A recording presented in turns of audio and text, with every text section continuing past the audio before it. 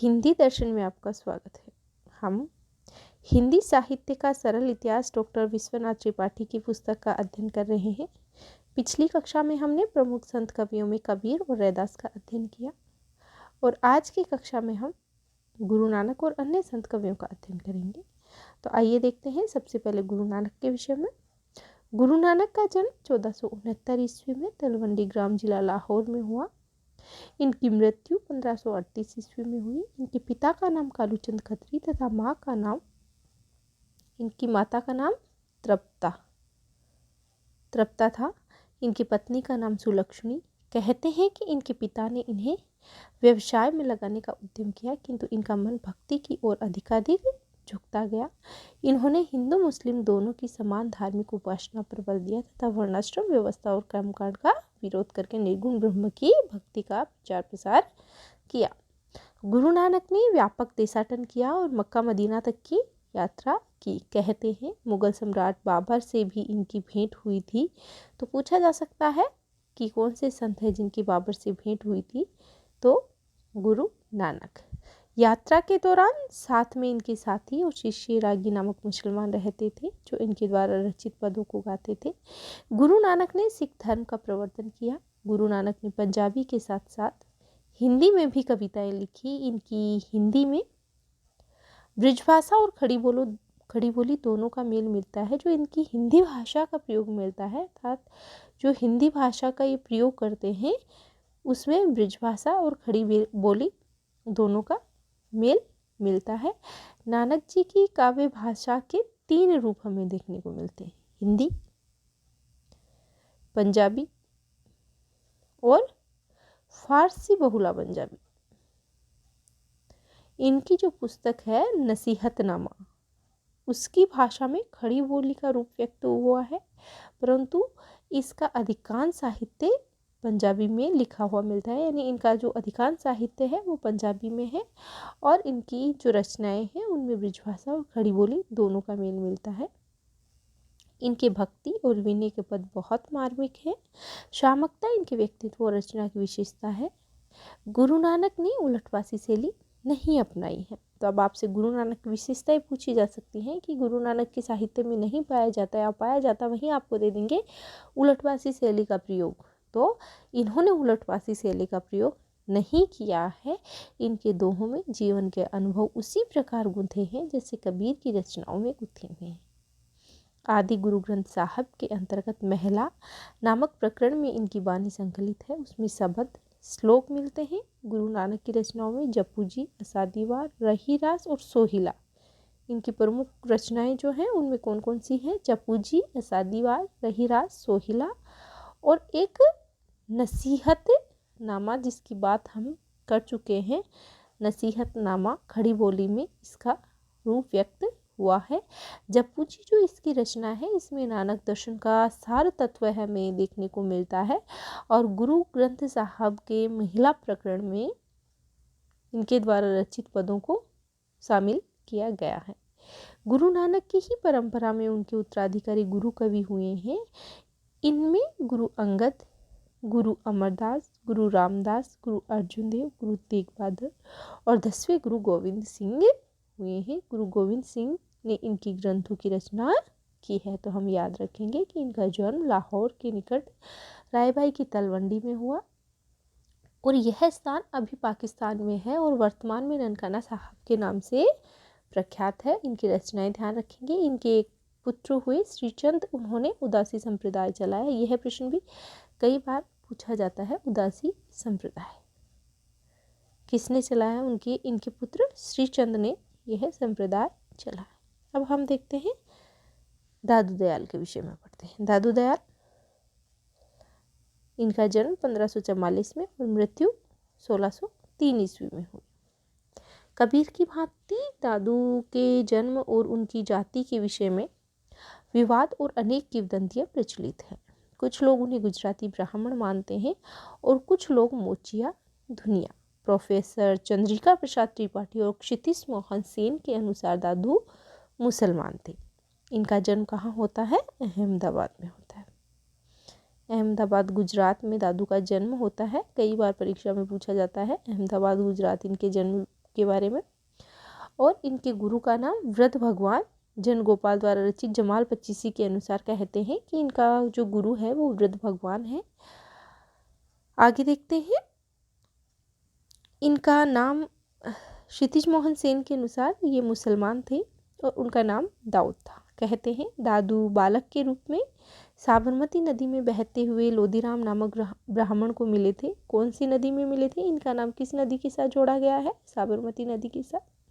दादू के गुरु का भी निश्चित रूप से पता नहीं लगता है। कुछ लोग मानते हैं कि वे कबीर के पुत्र कमाल के शिष्य थे। पंडित रामचंद्र शुक्ल के विचार हैं कि उनकी वाणी में कबीर का नाम बहुत जगह आया है और इसमें कोई संदेह नहीं कि वे उन्हीं के मतानुयायी थे। वे आमेर, मारवाड़, बीकानेर आदि स्थानों में घूमते हुए जयपुर आए। वहीं के भराने नामक स्थान पर इन्होंने 1603 ईस्वी में शरीर छोड़ा। कहाँ, जयपुर में। वह स्थान दादूपंथियों का केंद्र है। दादू की रचनाओं का संग्रह है उनके दो शिष्यों संत दास और जगन्नाथ दास ने हरडेवाणी से किया। अब इनकी रचनाओं के संदर्भ में देखते हैं। कई बार प्रश्न पूछा जाता है। इनका जो स्थान है यह नरेना नामक स्थान है, नरेना या नारायणा, जयपुर में, जहाँ इनकी एक मुख्य पीठ स्थापित की गई है। और इनकी रचनाओं में दो शिष्य हैं इनके, संत दास और जगन्नाथ दास। इन्होंने हरडेवाणी नाम से इनकी जो संकलन किया है, हरडेवाणी का संकलन किसने किया है, हरडेवाणी का, तो संत दास और जगन्नाथ दास ने मिलकर किया है। और कालांतर में रज्जब ने इसका संपादन अंगवधु के नाम से किया है। तो कालांतर में रज्जब ने इसका जो संकलन किया है वह है अंगवधु के नाम से, और संत दास और जगन्नाथ ने किया है हरडेवाणी के नाम से।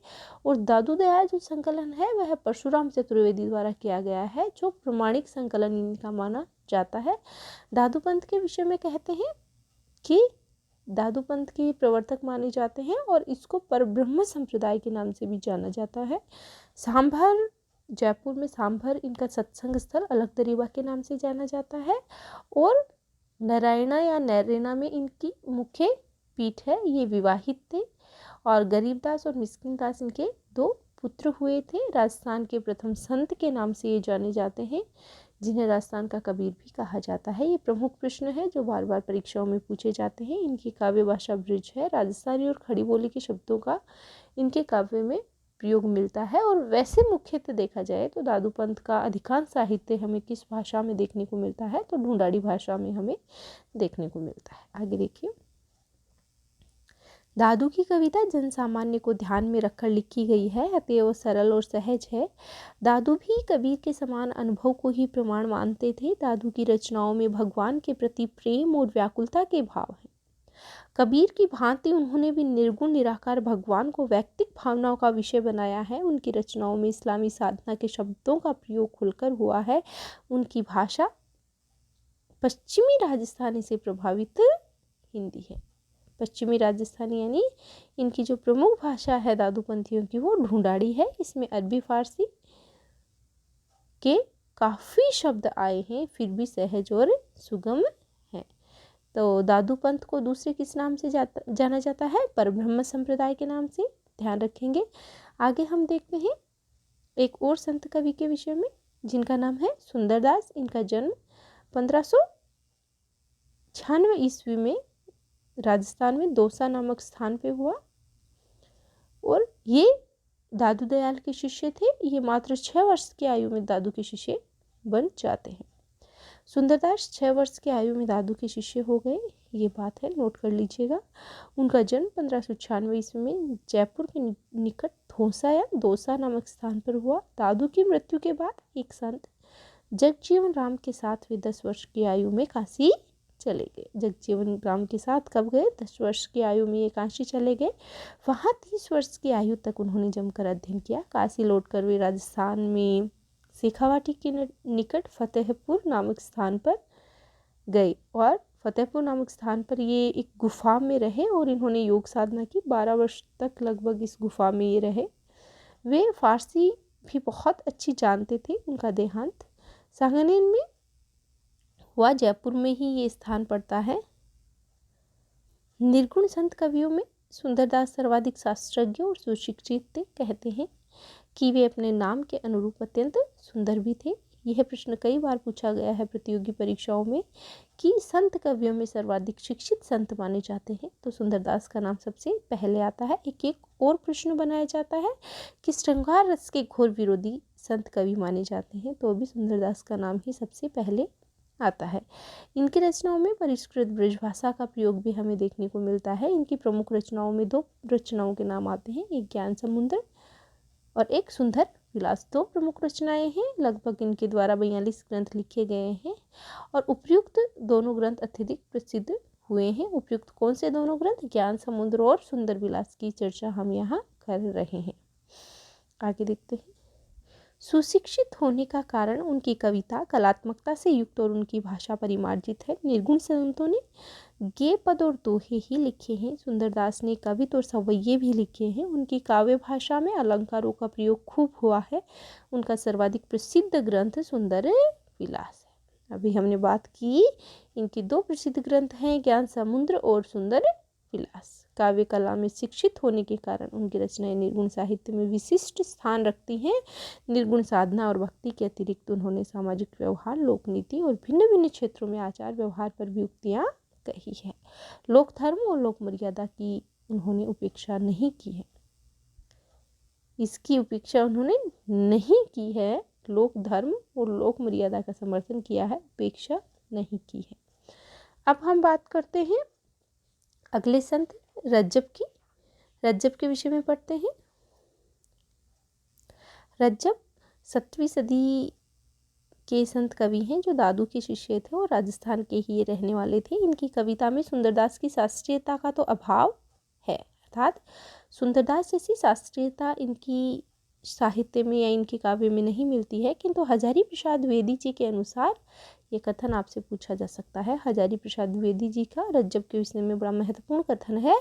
रज्जब द्वारा निश्चय ही दादू के शिष्यों में सबसे अधिक कवित्व लेकर उत्पन्न हुए। उनकी कविताएं भावापन, साफ और सहज है। भाषा पर राजस्थानी प्रभाव अधिक है और इस्लामी साधना के शब्द की अपेक्षाकृत अधिक है। इस्लामी साधना के शब्द भी अपेक्षाकृत अधिक है। निर्गुण संतों की शाखा के अन्य प्रसिद्ध संत हुए मलुकदास। रज्जब के विषय में ये प्रमुख तथ्य आपको ध्यान में रखे हैं। रज्जब का ये जो कथन है रज्जब के विषय में हजारी प्रसाद द्विवेदी का, ये कथन आप नोट कर लेंगे। रज्जब का पूरा नाम रज्जब अली खां था। ये दादू दयाल के प्रमुख शिष्य थे और इनकी रचनाओं का संकलन इन्होंने किस नाम से किया था? इससे पहले हम पढ़ चुके हैं, अंगवधु के नाम से किया था। इनके द्वारा 2 संकलन प्राप्त होते हैं, रज्जब वाणी और सबंगी। सबंगी रचना में इनके अलावा कुछ अन्य संत कवियों द्वारा रचित पदों को भी शामिल किया गया है। एक और प्रश्न कि रज्जब आजीवन दुल्हे के वेश में रहने वाले प्रमुख संत के रूप में जाने जाते हैं, जो आजीवन दुल्हे के वेश में ही रहे थे। निर्गुण संतों की ज्ञानश्री शाखा के अन्य प्रसिद्ध संत कवियों में मलुकदास का नाम प्रमुख आता है। मलुकदास का जन्म कहाँ हुआ? कई बार मलुकदास का जन्म पूछा जाता है। कड़ा, इलाहाबाद, यूपी में इनका जन्म हुआ और 1574 ईस्वी में इनका जन्म हुआ। मलुकदास की प्रमुख रचनाओं के विषय में देखें तो ज्ञानबोध, रतन खान और भक्ति विवेक इनकी प्रमुख रचनाएं हैं और योग, ज्ञान, निर्गुण, भक्ति, वैराग्य आदि गहन विषयों पर विवेचन इन्होंने किया है। कथानकों को आधार बनाकर दार्शनिक विचारों की अभिव्यक्ति इन्होंने की है। अवतारों और चरित्रों का वर्णन इन्होंने किया है। मलुकदास के संदर्भ में आपने पढ़ा होगा, आलसियों के समर्थक कवि ये माने जाते हैं। अजगर करे न चाकरी, पंछी करे न काम, दास मलुका कह गए सबके दाता राम। इनके द्वारा अपनी रचनाओं में अवधी और ब्रज भाषा दोनों का प्रयोग किया है, जिसमें संस्कृत, फारसी व अन्य बोलियों के शब्दों को भी जोड़ा गया है। तो ध्यान रखेंगे, मलुकदास की प्रमुख रचनाओं में ज्ञानबोध और रतन खान। अक्सर अनन्य प्रमुख संत कवि हुए हैं इस धारा के और आचार्य शुक्ल ने इनकी स्थिति काल या इनका समय 1653 के आसपास निर्धारित किया है। ये कायस्थ माने जाते हैं और दतिया रियासत के अंतर्गत ये इनका जन्म हुआ था। और आगे देखते हैं जंभनाथ या जाम्भोजी, जिनके बारे में आप सब जानते हैं। कि इनका समाधि स्थल बीकानेर में है, जन्म स्थान पिपाशर नागौर में है, और समाधि स्थल या यूँ कहें कि इनका जो मृत्यु है वो 1523 ईस्वी में होता है और इनका जन्म 1451 ईस्वी में होता है। इनके विषय में ये माना जाता है कि सिद्धि प्राप्त हो जाने के बाद ये मुनिंद्र जम ऋषि के नाम से विख्यात हुए थे। जनश्रुतियों के अनुसार इन्होंने 34 वर्ष की अवस्था तक अपने मुख से एक शब्द भी उच्चारित नहीं किया था। इनकी रचनाओं में ओंकार जप, निरंजन उपासना, अजपा जप, गगनमंडल, पंचपुरुष, सतगुरु महिमा और इन सभी जो शब्दों का उल्लेख है वो बार बार देखने को मिलता है। इनकी जो प्रमुख बात है वो ये है कि इन्होंने विष्णुई संप्रदाय के प्रवर्तक के रूप में ये जाने जाते हैं। सिंगाजी प्रमुख संत कवि हुए हैं। इनका जन्म एमपी में हुआ, तो आप इनका जन्म स्थान देख लेंगे क्योंकि सिंगाजी का जन्म ये राजस्थान के नहीं है, एमपी के हैं। वैसे मलुकदास हैं वो यूपी के हैं। तो राजस्थान, एमपी और यूपी के प्रमुख जो संत कवि हैं उनके जन्म स्थान आप ध्यान रखेंगे। इनकी काव्य भाषा, सिंगाजी की काव्य भाषा निमाड़ी भाषा रही है और इनके द्वारा रचित पदों की संख्या लगभग 800 मानी जाती है। वर्तमान में सभी इनके जो ग्रंथ हैं वो उपलब्ध नहीं है। संत सिंगाजी के नाम से इनका एक छोटा सा संग्रह हमें प्राप्त होता है। इसके अलावा हरिदास निरंजनी का नाम भी प्रमुख संतों में लिया जाता है। संत हरिदास का जन्म डिडवाना नागौर में होता है और इन्होंने अपना एक निराला पंथ चलाया था। कबीर के पुत्र कमाल और शिष्य धर्मदास की गणना इसी परंपरा में होती है। इनमें धर्मदास 16वीं सदी की रचनाओं का संतों में बहुत आदर के साथ नाम लिया जाता है। इन्होंने कबीर का शिष्य बनने पर अपनी विशाल संपत्ति लुटा दी थी। इनकी कविता सरल और भावापन लिए हुए है। तो आज हमने जो प्रमुख संत कवि हैं उनके विषय में पढ़ा और जाना। अगली कक्षा में हम सूफी काव्य का अध्ययन हम कर चुके हैं, संत काव्य का हम कर चुके हैं। अगली कक्षा में हम राम काव्य और कृष्ण काव्य का अध्ययन करेंगे। प्रमुख जो संत काव्य है या संत कवि हैं उनमें आप याद रखेंगे जाम्भोजी से संबंधित कुछ कथन, कुछ प्रश्न जो पूछे जाते हैं। संत सिंगाजी के संदर्भ में, रैदास के संदर्भ में, गुरु नानक के संदर्भ में, हरिदास के संदर्भ में, और जो प्रश्न विशेषताओं को लेकर के या प्रमुख तथ्यों को लेकर पूछा जाता है वो प्रमुख संत हमारे हैं कबीरदास जी, जिनके बारे में पूछ लिया जाता है कभी कभी। रामचंद्र शुक्ल का प्रमुख कथन आप अच्छे से ध्यान रखेंगे। प्रतिभा उनमें बड़ी प्रखर थी, यह कथन किसका है? तो ये रामचंद्र शुक्ल का है। कबीरदास जी के संदर्भ में ये बात इन्होंने कही है। आचार्य रामचंद्र शुक्ल जी कबीरदास जी के बारे में एक और कथन कहते हैं, कबीर तथा अन्य निर्गुणपंथी संतों के द्वारा अंत साधना में रागात्मिक भक्ति और ज्ञान का युग तो हुआ, पर कर्म की दिशा वही रही जो नाथपंथियों के यहाँ। तो ये है आचार्य रामचंद्र शुक्ल का कथन है। हजारी प्रसाद द्विवेदी क्या कहते हैं? हजारी प्रसाद द्विवेदी जी कबीर को वाणी का डिक्टेटर या भाषा का तानाशाह कहते हैं। इसके साथ ही कहते हैं कि ऐसे थे कबीर सिर से पैर तक मस्त मौला, आदत से अक्खड़, स्वभाव से फक्कड़, दिल से तर, दिमागे दुरुस्त, भक्तों के लिए निरह और भेषतारी के लिए प्रचंड। रहस्यवाद के संदर्भ में आचार्य रामचंद्र शुक्ल कहते हैं, साधना के क्षेत्र में जो ब्रह्मा है, साहित्य के क्षेत्र में वही रहस्यवाद है। कबीर सिकंदर लोदी के समकालीन माने जाते हैं। यह प्रश्न भी आप नोट कर लेंगे। सिकंदर लोदी के समकालीन माने जाते हैं कबीरदास जी। कई बार प्रश्न पूछा गया है। कबीरदास जी ने ईश्वर के प्रति अनन्य भाव, सदाचार की शिक्षा, गुरु की महिमा, विरह की व्याकुलता, मूर्ति पूजा का विरोध, आत्मा परमात्मा का एकत्व प्रतिपादन, माया की भत्सना, निर्गुण निराकार ब्रह्म की उपासना आदि पर बल देते हुए काव्य की रचना की है। कबीरदास जी को अक्षर ज्ञान नहीं था, उनके लिए कालाक्षर भैंस बराबर था। वो खुद कहते थे, मसी कागज छुयो नहीं, कलम गयो नहीं हाथ। इनकी रचनाओं के संकलन में प्रमुख जो प्रश्न आपसे पूछा जाता है वह है धर्मदास की बीजक के संदर्भ में, जिसकी रचना धर्मदास ने 1464 ईस्वी में की थी और 3 भागों में इसे विभक्त किया था, साखी, शब्द और रमेनी। साखी में दोहों और साखियों को शामिल किया गया है और सांप्रदायिक शिक्षा और सिद्धांत के उपदेश यहाँ हमें देखने को मिलते हैं। इसकी भाषा शद्दुकड़ी है। प्रथम अंग जो है गुरुदेव का अंग और अंतिम अंग अभिहड़ के अंग के नाम से जाना जाता है। शब्द में कबीर द्वारा रचित पदों को शामिल किया गया है। इसकी भाषा ब्रज और पूर्वी बोली मानी जाती है। इसमें कबीर के माया संबंधी विचारों को अभिव्यक्त किया गया है और रमेनी में राम भक्ति संबंधी पदों चौपाइयों को शामिल किया गया है और इसकी भी जो भाषा है वह ब्रज और पूर्वी लिए हुए है। तो इन सभी तथ्यों को आप ध्यान में रखते हुए कबीरदासी और प्रमुख संत कवियों का अध्ययन करेंगे, जहाँ से प्रश्न आते हैं।